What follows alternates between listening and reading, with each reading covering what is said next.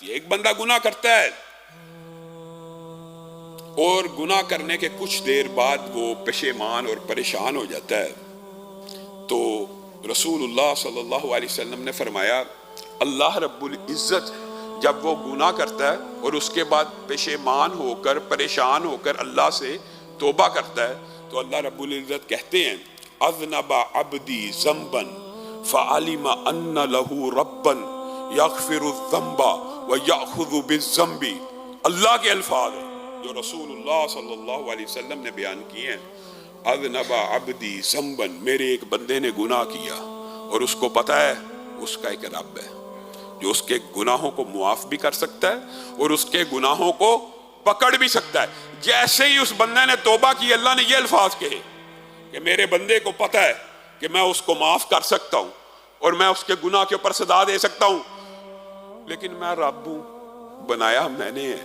تخلیق میری ہے، میں نے اسے معاف کیا۔ پھر وہ بندہ گناہ کرتا ہے، پھر وہی بندہ گناہ کرتا ہے اور پھر تھوڑی دیر کے بعد اللہ کی بارگاہ میں آ کے کہتا ہے اللہ پہلے بھی ہو گیا تھا، پھر ہو گیا،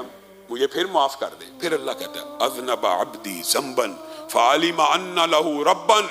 یغفر الذنب ویأخذ بالذنب، میرے بندے کو پتا ہے اس کا ایک رب ہے۔ اللہ کتنے خوشی سے یہ الفاظ کہہ رہا ہے گناہ کے اوپر اور شرمندہ ہونے کے اوپر، کہہ رہا ہے میرے بندے کو پتا ہے اس کا ایک رب ہے جو گناہوں کو معاف کر سکتا ہے، اسی لیے تو آیا ہے، اس کو پتا ہے اس کا رب معاف کر سکتا ہے، اور آیا اس لیے اس کو پتا ہے اگر معافی نہ مانگی تو گناہ پہ پکڑ لے گا۔ جا اے بندے میں نے تجھے معاف کیا، حدیث کے الفاظ ہیں تیسری مرتبہ پھر وہ بندہ گناہ کر بیٹھتا ہے، پھر اللہ کی بارگاہ میں آ جاتا ہے، پھر اللہ تعالیٰ یہ الفاظ دوبارہ دہراتے ہیں کہ اذنب عبدی ذنبا فعلم ان له ربا یغفر الذنب ویأخذ بالذنب، لیکن ساتھ میں ایک جملہ اور کہتے ہیں اعمل ما شئت اعمل ما شئت اعمل ما شئت انی قد غفرت لک، جا تو بار بار میری بارگاہ میں آ کے توبہ کرتا ہے، اس کا مطلب ہے تیرا ایمان میرے اوپر ہے، اس کا مطلب ہے تیرا یقین ہے کہ تیرا ایک رب ہے جو تیرے گناہوں کو معاف کرے گا، تیرے گناہوں پہ تجھے پکڑ لے گا۔ اے میرے بندے تیسری مرتبہ میری بارگاہ میں گناہ کر کے آیا ہے اور توبہ کر رہا ہے، جا آج کے بعد جو مرضی عمل کرتا رہ، تیرے رب نے تجھے قیامت کے دن تک معاف کر دی ہے۔ لوگ کہتے ہیں بار بار گناہ، ہاں گناہ چھوڑے بغیر گناہ کی توبہ کرنا، اللہ سے مذاق کرنا، یہ حدیث صحیح ہے، لیکن گناہ چھوڑ کے توبہ کرنا، یہ ارادہ کر کے توبہ کرنا کہ اللہ اب نہیں کروں گا، پھر ہو جائے پھر توبہ کر لے، پھر ہو جائے، ارادہ یہ ہو کہ نہیں کروں گا، ہو گیا،